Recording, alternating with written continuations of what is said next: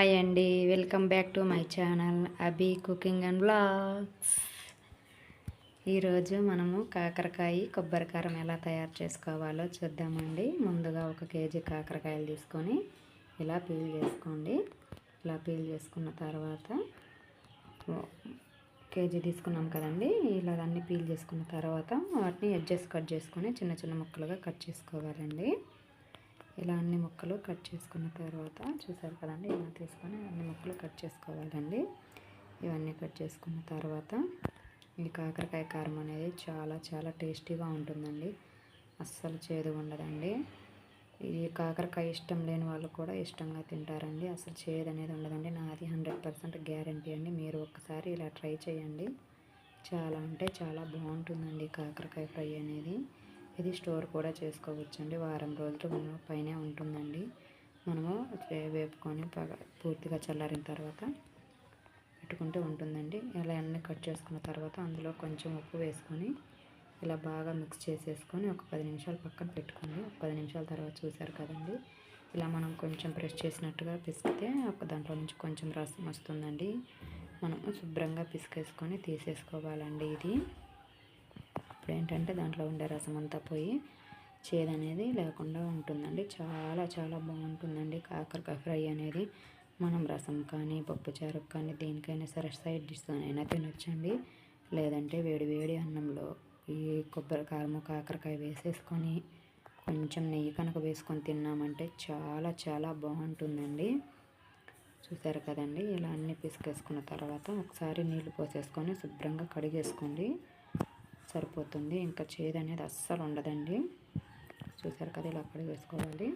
ఇప్పుడు stove on చేసేసుకొని బాండ్లీ పెట్టుకొని ఆయిల్ వేసుకోవాలండి. కొంచెం ఆయిల్ ఎక్కువే పడుతుందండి, ఎందుకంటే మనం కాకరకాయలు వేపుకోవాలి కాబట్టి కొంచెం ఆయిల్ ఎక్కువే పడుతుందండి. బాగా ఆయిల్ వేడెక్కిన తర్వాత మనము కట్ చేసి పెట్టుకున్నాం కదండి కాకరకాయ ముక్కలు, కట్ చేసి కడిగి పెట్టుకుని కాకరకాయ ముక్కలు వేసేసుకోవాలండి. ఈ వీడియో మీకు నచ్చినట్లయితే ఈ వీడియోకి ఒక లైక్ చేసి నా ఛానల్ సబ్స్క్రైబ్ చేసుకోండి. మీ ఫ్రెండ్స్కి రిలేటివ్స్కి ఈ వీడియోని షేర్ చేయండి.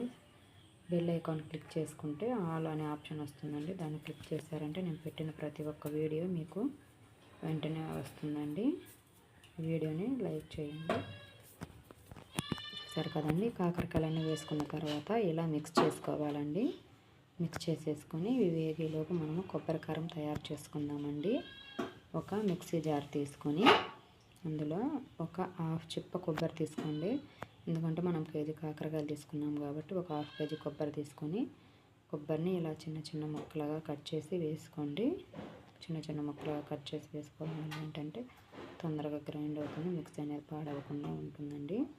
చూసారు కదా, ఇలా చిన్న చిన్న ముక్కలుగా కట్ చేసేసి వేసుకోండి.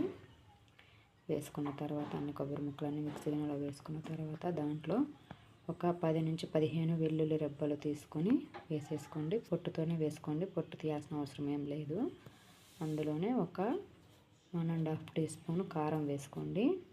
మీరు కారం ఎక్కువ తినే వాళ్ళైతే ఇంకొంచెమైనా వేసుకోవచ్చండి. ఇదైతే కరెక్ట్గా సరిపోతుందండి. అందులోనే రుచికి సరిపడా ఉప్పు కూడా వేసుకోండి, కొంచెం తగ్గించి వేసుకోండి.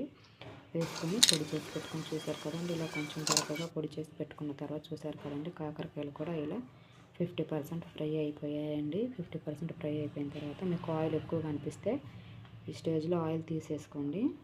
కొంచెం తీసేసుకున్న తర్వాత చూసారు కదండి, ఇలా వేయించుకుంటే అన్నీ ఈవెన్గా వేగుతాయి.